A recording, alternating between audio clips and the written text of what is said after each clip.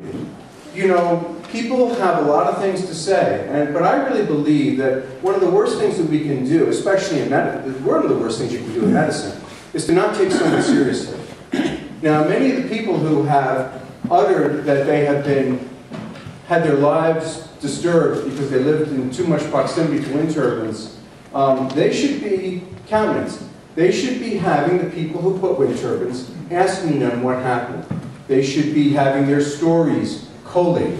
They should be having their legislators being concerned enough to believe the fact that they may have something that needs to be addressed and helped out. So we're not saying that wind is bad or that wind turbines are bad. We're not saying that wind energy is a modality that shouldn't be considered. But we are saying, or at least I'm saying, that let's listen carefully to those people who cry out for help. Let's begin to think that if in a small study these types of circumstances can occur, then we need to pay attention and we need to validate it. Next slide. Now, the conclusions of Mars Hill were the following: that people living at 1,100 meters suffer higher incidence of sleep disturbance and headaches, as I heard, and dysphoric psychiatric symptomatology. They had more need for prescription medications, and they stated that this had to do with the noise of the turbines that they heard.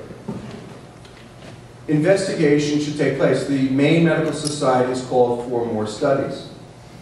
And I think that being proactive and trying to figure out the relationship between noise science and potential health issues is something that's worthwhile doing before we commit to having very large projects that will affect people. Next slide. So this just summarizes the potential heart effects that I talked a little bit about that occur when people have sleep disturbance. The nervous system has its irregularity, inflammatory proteins increase, there's higher blood pressure, there's more sympathetic drive, that is the adrenaline drive, there's more inflammation, there's a potential for increased arrhythmias. We are very concerned about this in patients that have sleep apnea. There's an increase in stress hormones, and there was a potential increase in heart attacks when you can't sleep. And actually, it doesn't hurt. Go ahead, next slide. So, I'm going to conclude by saying, where should we go from here? We should all recognize and be respectful that the intersection of public health and renewable energy is brand new. So let's open up our minds to the possibilities and conduct ourselves in a fashion, not to accuse someone of saying, oh, you're crazy because you're complaining about this, or to say that this does not happen. We need to know. We need to do some work to figure this out. My personal feeling right now is that the issue of siting should be addressed. And that can be an area of collaboration between developers and between people who live in areas.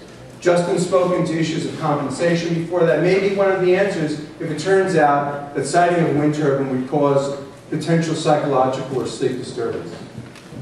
I think that any publicly sanctioned activity that results in sleep deprivation is somewhat an unacceptable risk for people that might endure it. I understand the concept of the public good. Very few people get affected. Well, if very few people are affected, then those people should in some way be given some care and compensation for their suffering. My feeling is that for industrial wind to succeed as a renewable energy, health considerations should be put at the forefront. And since we know so little about them, let's give it some time and do some study. There's a lot to learn, and closing off further research, in my mind, is unconscionable. And I have to say that the position paper that was published by ANWA, American Wind Association, and Canadian Wind Association, where they said that we don't need to do further research, I'm really sorry. I strenuously object to that concept.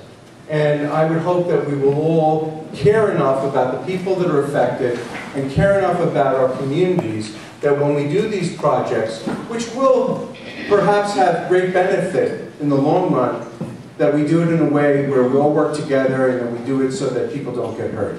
Thank you very much.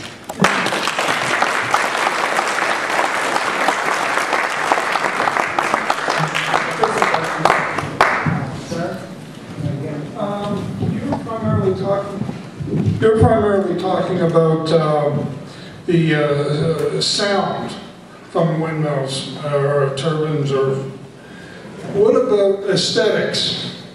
You know, people who are, like myself, I'm a commercial artist, I make my living out of visuals, and to see such destruction, you talk about having a heart attack, I mean, just visually thinking about the destruction along the Lowell range, I mean, that'll give me a heart attack for sure.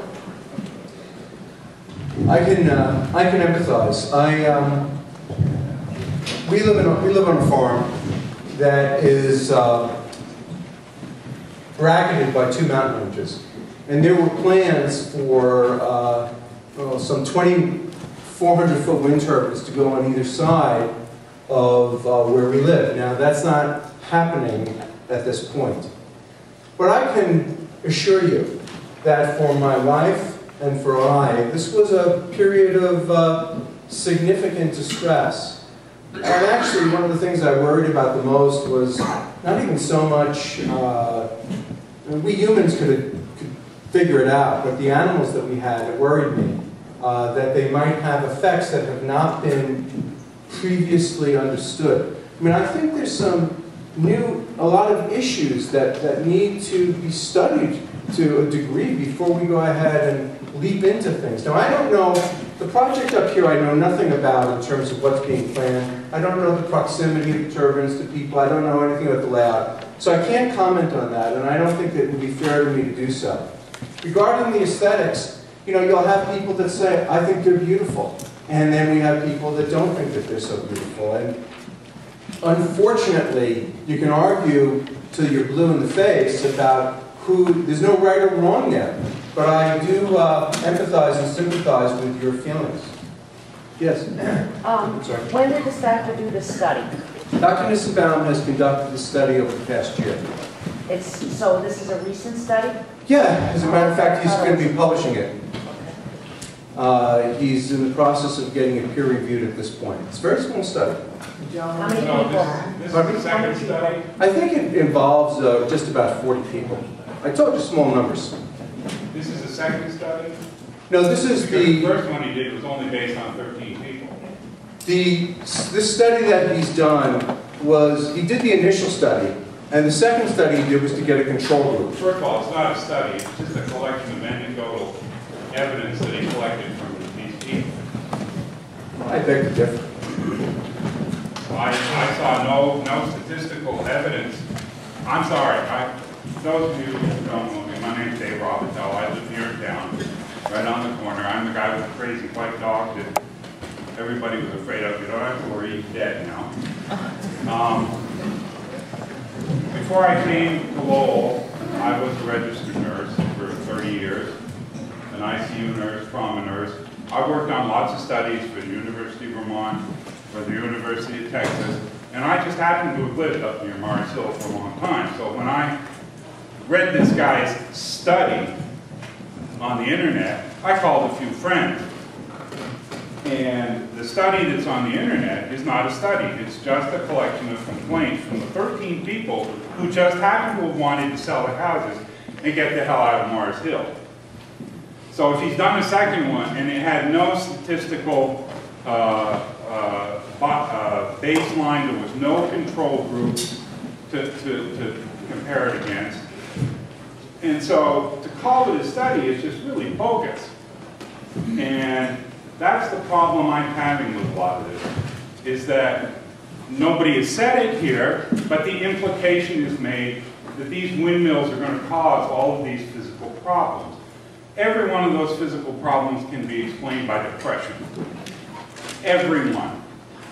And if I woke up with a windmill 500 feet behind my house, like what happened in Mars Hill, and everybody involved with Mars Hill will tell you if there was a way to screw it up, they found it. Okay? And the question is? My question is there a second study that has a control group and all this stuff? Because the one I found didn't.